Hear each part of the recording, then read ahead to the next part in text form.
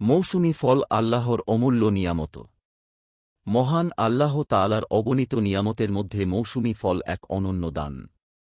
পৃথিবীর প্রতিটি ঋতুকে তিনি ভিন্ন ভিন্ন রং, স্বাদ ও সুগন্ধে সাজিয়ে মানুষের জন্য জীবিকা, পুষ্টি ও আনন্দের অফুরন্ত উৎস বানিয়েছেন। বাংলাদেশের ৬ ঋতুর বৈচিত্র্যময় প্রকৃতি এ নিয়ামতের এক উজ্জ্বল উদাহরণ। গ্রীষ্মে আম, কাঁঠাল, লিচু, জাম, তরমুজ ও বাঙ্গি, বর্ষায় আনারস, পেয়ারা, আমড়া, লটকন ও সফেদা, শরৎ ও হেমন্তে জলপাই, ডালিম, আতা ও কামরাঙা, শীতে বড়ি, কমলা, মাল্টা, বাতাবি লেবু, কুল। প্রতিটি ফলই মহান আল্লাহর অসীম কুদরত, রহমত ও সৃষ্টিশৈলীর জীবন্ত নিদর্শন। একজন মুমিনের দৃষ্টিতে প্রতিটি ফল আল্লাহর পরিচয় লাভের একটি মাধ্যম এবং তাঁর প্রতি কৃতজ্ঞতা প্রকাশের এক অনন্য উপলক্ষ। পবিত্র কোরআনে মহান আল্লাহ মানুষকে তার খাদ্যের প্রতি গভীরভাবে লক্ষ্য করতে নির্দেশ দিয়েছেন। সূরা আবাসা আয়াত ২৪। এরপর তিনি স্মরণ করিয়ে দিয়েছেন যে আকাশ থেকে বৃষ্টি বর্ষণ, জমিনে শস্য, আঙুর, জলপাই, খেজুর ও নানা ফল উৎপন্ন করা সবই তাঁর অসীম কুদরতের প্রকাশ। সূরা আবাসা আয়াত ২৫-৩২। আল্লাহ তাআলা আরও ঘোষণা করেছেন, মানুষ যদি তাঁর নিয়ামত গণনা করতে চায় তবে কখনও তা গণনা করে শেষ করতে পারবে না।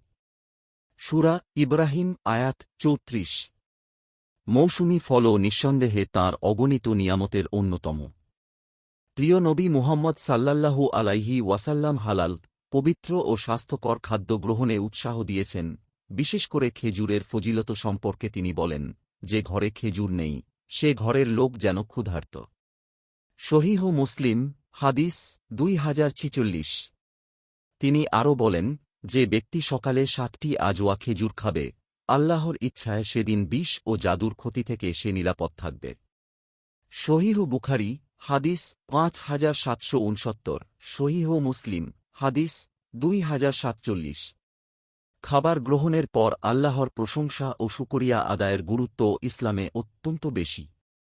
রাসূলুল্লাহ বলেছেন, কোনো বান্দা যখন আহার বা পানীয় গ্রহণের পর আল্লাহর প্রশংসা করে তখন আল্লাহ তার প্রতি সন্তুষ্ট হন।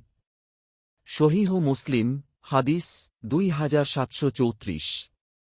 তাই প্রতিটি ফল খাওয়ার আগে বিসমিল্লাহ বলা এবং শেষে আলহামদুলিল্লাহ বলা একজন মুমিনের সুন্দর আমল। ইসলাম শুধু ফল ভোগ করতে শেখায় না, ফলদ বৃক্ষ রোপণেও উৎসাহিত করে। রাসূলুল্লাহ সাল্লাল্লাহু আলাইহি ওয়াসাল্লাম বলেছেন, কোনো মুসলিম যদি একটি গাছ রোপণ করে এবং তা থেকে মানুষ, পাখি বা অন্য কোনো প্রাণী আহার করে, তবে তা তার জন্য সৎকাস্বরূপ গণ্য হয়। সহিহ বুখারী হাদিস ২৩২০। সহিহ মুসলিম হাদিস ১৫৫৩। বর্তমান জলবায়ু পরিবর্তন, পরিবেশ দূষণ ও বন উজাড়ের প্রেক্ষাপটে এ হাদিসের গুরুত্ব আরও বেড়ে গেছে। একটি ফল বৃক্ষ শুধু পরিবেশের ভারসাম্য রক্ষা করে না, বরং ভবিষ্যৎ প্রজন্মের জন্য খাদ্যের উৎস এবং রোপণকারীর জন্য সদকায়ে জারিয়ার মাধ্যম হয়ে থাকে। বাংলাদেশের মৌসুমি ফল শুধু সুস্বাদুই নয়, পুষ্টিগুণেও অনন্য।